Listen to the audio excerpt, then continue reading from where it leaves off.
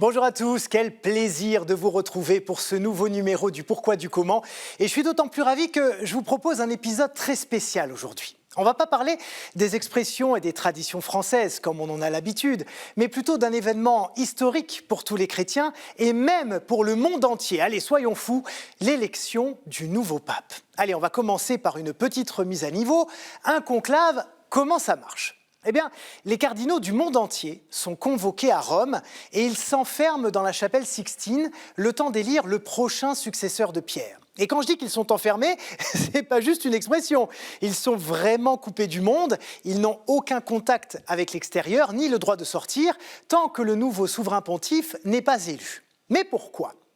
Eh bien, il faut d'abord bien comprendre que les règles de l'élection du pape ont été constamment modifiées à travers les siècles, toujours dans le but de limiter les pressions extérieures sur la liberté de choix des cardinaux.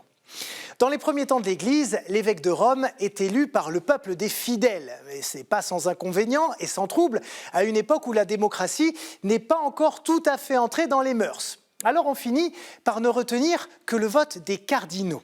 Sauf que les différents rois, empereurs ainsi que les grandes familles veulent aussi peser sur le choix des candidats. Et c'est notamment contre ces ingérences que l'Église lutte pendant longtemps. Elle va d'abord adopter le vote à bulletin secret, puis le secret total sur l'ensemble des scrutins pour éviter les influences extérieures, qu'elles soient sociales, religieuses ou politiques. Bon, et comment est-ce qu'on est venu à enfermer les cardinaux ? Ça, c'est quand même un peu extrême comme procédé, en tout cas à première vue. Eh bien, on le doit au pape Grégoire X, qui impose l'isolement total des cardinaux au XIIIe siècle. Et il prend cette décision en connaissance de cause, puisque c'est son élection qui en est à l'origine. Elle a duré, tenez-vous bien, quasiment 3 ans. Presque 3 ans pour que les cardinaux se mettent d'accord et élisent Grégoire X. À l'époque, le vote a lieu à Viterbe, à une centaine de kilomètres de Rome. Et en ce temps-là, il y a un désaccord profond entre les Italiens et les Français, qui veulent chacun un pape originaire de leur pays.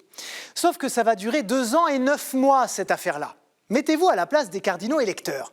Ils n'en peuvent plus de ces luttes de pouvoir, des pressions des uns et des autres. D'autant qu'avec les moyens de communication de l'époque, tout prend énormément de temps. Donc, ils veulent quitter Viterbe et retourner sur leur territoire respectif. Sauf que ce n'est pas du tout du goût des autorités romaines et des habitants de la ville qui décident de les séquestrer purement et simplement. En 1271, ils les emmurent dans le palais épiscopal pour les pousser à prendre une décision. Sauf qu'au bout de 2 mois, ça ne donnait pas grand-chose de plus, alors les habitants se mettent à rationner les vivres. Et comme ça ne suffisait pas non plus, en plein hiver, ils démontent le toit du palais, tuile par tuile, pour permettre à l'Esprit Saint de descendre du ciel et de les accompagner plus facilement. Finalement, Grégoire X est élu, il décide d'instaurer l'enfermement et de mettre les cardinaux au pain et à l'eau au bout de 5 jours s'il n'y a aucun résultat, pour éviter que ce scénario ne se reproduise.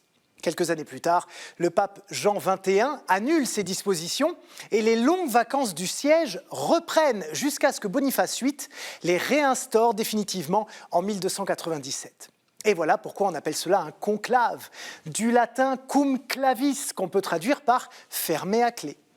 Bon, rassurez-vous, de nos jours, les cardinaux bénéficient de davantage de confort, la nourriture, l'hébergement, le chauffage, il y a même un toit en bon état.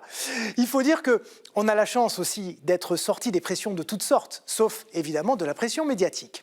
Et puis, les règles appliquées comme le vote secret permettent d'obtenir des résultats dans des délais raisonnables sans avoir à affamer les cardinaux. Voilà, je pense maintenant que vous êtes un peu plus éclairés sur la raison pour laquelle les cardinaux sont isolés du monde pendant le conclave. Merci à tous pour votre fidélité et à très bientôt pour de nouvelles aventures. Ciao.